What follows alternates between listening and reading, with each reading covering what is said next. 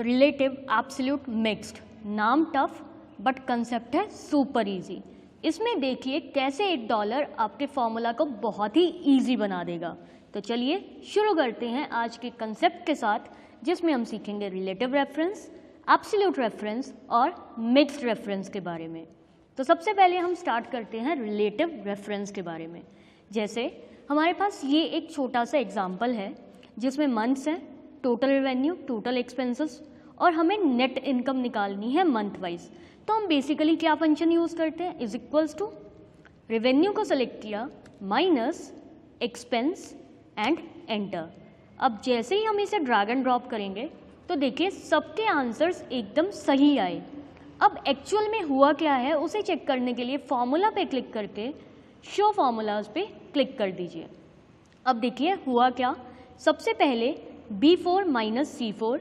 अब drag and drop करने पे B4 का बना B5, तो यहाँ पे हुआ B5 माइनस C5, और अगले में B5 का बना B6 और C5 का बना C6। मतलब जैसे ही हमने ड्रैग एंड ड्रॉप किया तो हमारी रेफरेंस ऑटोमेटिकली चेंज हो चुकी है।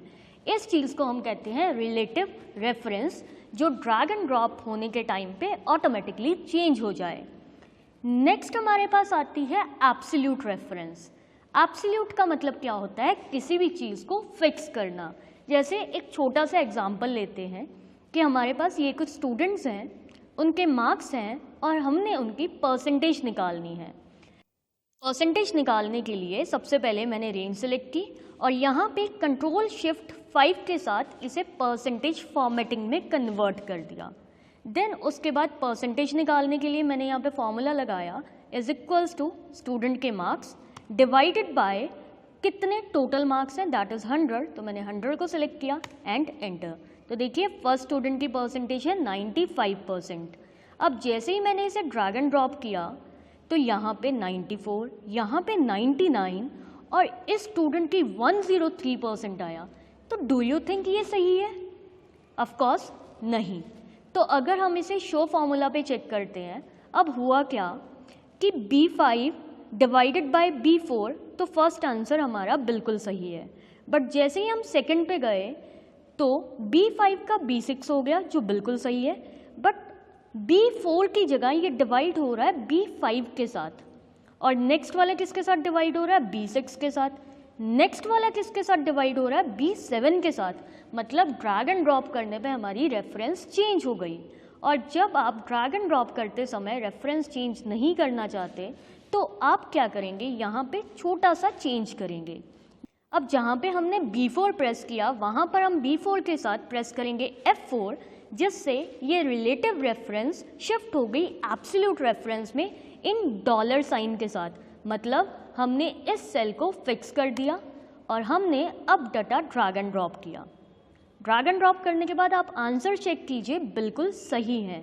और अगर हम शो फॉर्मूला चेक करते हैं तो हर में देखिए B4 का B4 है, ड्रैग एंड ड्रॉप करने पे वो चीज़ चेंज नहीं हुई। तो ये था एब्सोल्यूट रेफरेंस। रिलेटिव में चेंजेस होंगे, एब्सोल्यूट में वो फिक्स रहेंगे। और नेक्स्ट हमारे पास आता है मिक्स्ड रेफरेंस।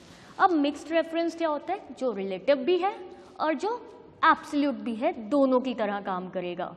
अब इसको समझाने के लिए मैंने यहाँ पे एक मल्टीप्लिकेशन टेबल बनाया है। अब मुझे क्या करना है, जैसे ये 1 है, मुझे 1 को पहले 10 के साथ, फिर 20 के साथ, फिर 30 के साथ, फिर 40 एंड देन 50 के साथ मल्टीप्लाई करवाना है। इसी तरह से इन सारे रो हेडर्स को मैं इन सारे कॉलम हेडर्स के साथ मल्टीप्लाई करवाना चाहती हूँ। तो इस चीज़ के लिए हम क्या करेंगे, मिक्स्ड रेफरेंस का यूज़ करेंगे। अब देखते हैं वो कैसे होगा। अगर हम सिंपल फार्मूला बनाते हैं तो वो क्या बना, B6 मल्टीप्लाई बाय C5। हमने इसे एंटर किया, ड्रैग एंड ड्रॉप कीजिए तो देखिए हमारे पास ये आंसर्स आए। और जैसे ही मैंने right hand side drag and drop किया तो हमारे आंसर्स बहुत ज़्यादा बड़े आए। देखने से ही पता चल रहा है कि ये गलत है। अब इसको सही करने के लिए हम क्या करेंगे, मिक्स्ड रेफरेंस का यूज़ करेंगे। सबसे पहले मैंने इज इक्वल्स टू लगाया, देन B6 को सेलेक्ट किया। अब देखिए ये हमें नीचे नीचे नीचे नीचे ड्रैग एंड ड्रॉप करना है। पहले B6, फिर B7, फिर B8, फिर B9, फिर B10। तो हमने यहाँ पर एक बार F4 दबाया तो इसने B और 6 दोनों को फिक्स कर दिया।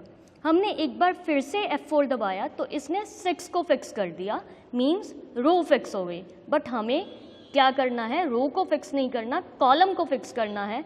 तो हमने एक और बार F4 दबाया, अब हमारा B कॉलम फिक्स हो गया। देन मल्टीप्लाई, अब मुझे किससे मल्टीप्लाई करना है, C5 के साथ। अभी C5 के साथ, बट बाद में D5 के साथ, फिर E5 के साथ, फिर F5 के साथ।